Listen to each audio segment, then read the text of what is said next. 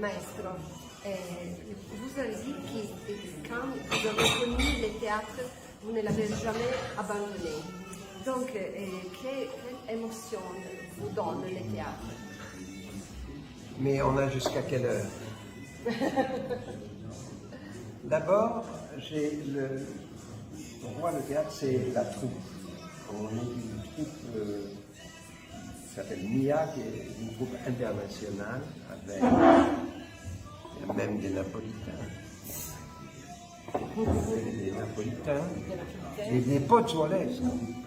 Napolitains. On a des Italiens, des Espagnols, des Français, des Africains, des Indiens, des Belges.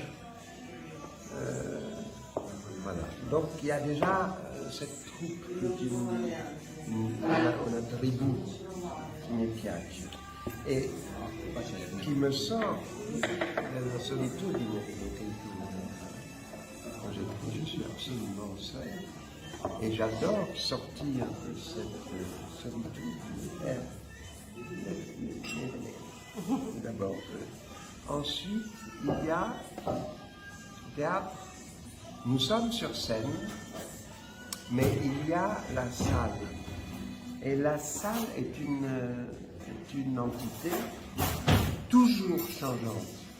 Tous les soirs, tu as une salle différente.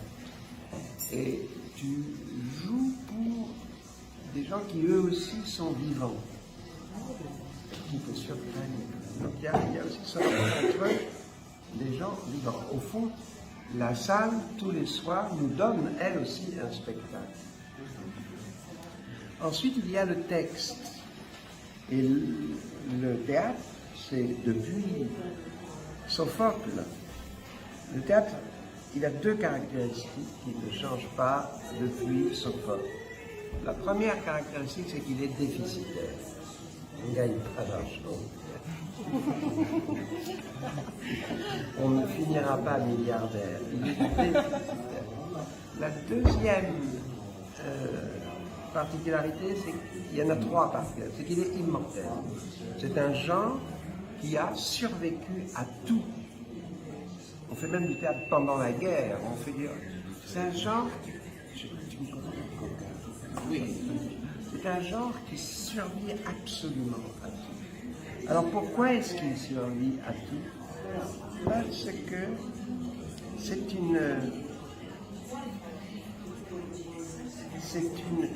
comment dire, c'est il miracolo laïque de l'incarnation.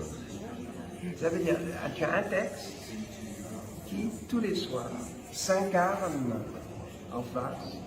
Quelquefois, non. Quelquefois, il ne s'incarne pas. Alors là, c'est terrible. Quelle est la différence entre les mots écrits et les mots déclamés dans le théâtre? Il y a presque aucun... Enfin, ça dépend. Le mot écrit que tu lis comme lectrice ou que tu écris comme écrivain? Et comme écrivain? Non, il n'y a aucun rapport. Enfin, il y a un rapport, si, bien sûr. Quand Paco lit, joue un de mes textes, d'abord, il se l'approprie, une appropriation. Ensuite, il le transforme. Il peut intervenir en écriture dessus, le transformer. C'est une incarnation. Et alors, du coup, il y a une liberté sur laquelle tu n'as pas de... Mais par exemple, dans ce spectacle, il y a des textes qui ont été écrits par Paquet. Beaucoup. Il y a le texte sur le grand-père, le texte sur que dit Demi après sur Péché d'ordre, le texte du chef d'orchestre allemand, c'est Paco qui l'a écrit, pas moi. Et voilà, donc, tu vois, c'est déjà ça. Quand on travaille dans le théâtre contemporain comme le nôtre, il y a Den, il peut modifier à sa façon le texte, son péché d'oro. Il y a une liberté textuelle.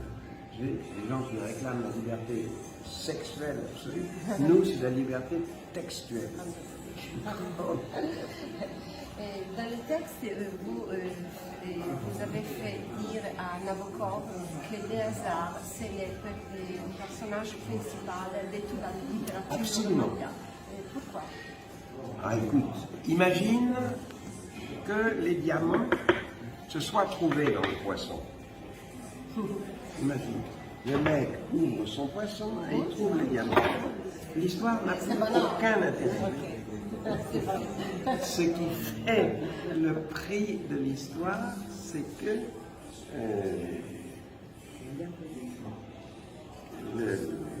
le hasard n'est jamais là où on l'attend. Il y a une nouvelle de Tchekhov comme ça, enfin, un texte de Tchekhov où Tchekhov dit, tout capiche? Si, si, tout à fait. Il y a un texte où Tchekhov dit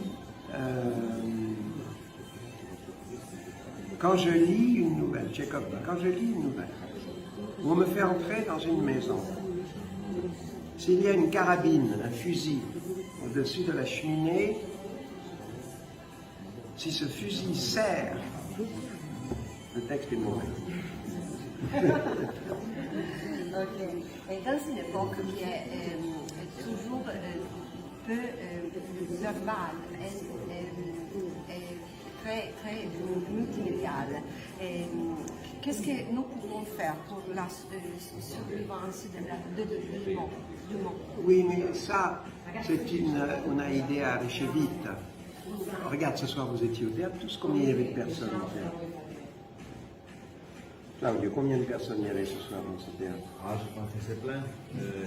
700. Non, il y a 700 personnes qui viennent pour entendre lui. Ça veut dire que l'époque n'est pas, la situation n'est pas désespérée. Mais pas des jeunes. Si, bah guarda, quel âge as-tu ça? Quanti anni hai? 48. 48. La dernière question. Vous parlez des migrants, des guerres, etc. Quel est le rapport entre la lecture et la pensée critique? Ah. Si tu écris un roman,